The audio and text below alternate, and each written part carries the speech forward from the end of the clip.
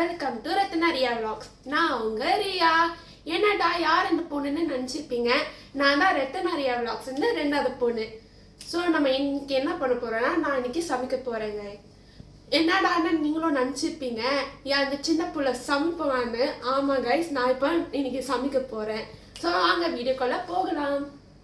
இப்போது பாஸ்தா செய்கிறதுக்காக நான் 2 கப் தண்ணி எடுத்திருக்கேன்.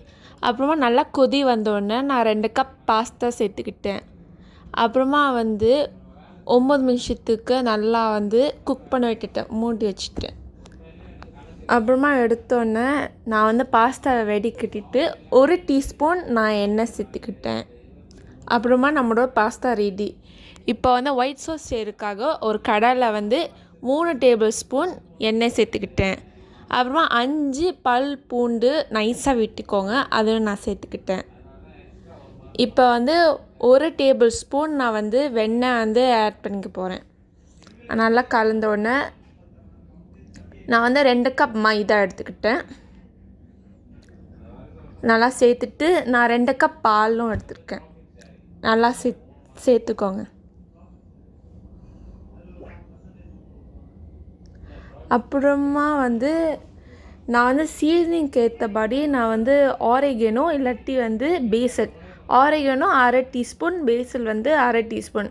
இது உங்கள் ப்ரிஃபரன்ஸ்க்கு ஏற்றபடி நீங்கள் அதிகமாக கூட போட்டுக்கலாம், இன்னும் கொஞ்சம் வேணாலும். இப்போ உப்பு 1/2 டீஸ்பூன், அப்புறமா மிளகு 4/2 டீஸ்பூன் ஆட் பண்ணிவிட்டு நல்லா மிக்ஸ் பண்ணிக்கோங்க. அப்புறமா சீஸ், நீங்கள் மொசரா சீஸ் போடலாம், இல்லாட்டி செடா சீஸ் கூட நீங்கள் போட்டுக்கலாம். நான் இப்போ மொசரா சீஸ் 1/2 கப் எடுத்திருக்கேன். அதை நல்லா கலந்துக்கோங்க. அப்புறமா நம்ம ஒயிட் சீஸ் சாஸ் ரெடி ஆயிடுச்சு. இப்போ அந்த பாஸ்தா அந்த குக் பாஸ்தா இருக்குல்ல, அது நீங்கள் ஒயிட் சாஸ் மேலே போட்டு நீங்கள் நல்லா கலந்துக்கோங்க, சேர்த்துக்கோங்க. அப்புறமா நல்லா சீஸியாக க்ரீமியாக இருக்கும். பாஸ்தா பார்க்கறதுக்கு செம்மையாக இருக்குது. நீங்களும் அது வீட்டில் போய் ட்ரை பண்ணி பாருங்கள். ஸோ நம்ம இப்போ சர்வ் பண்ணிக்கலாம்.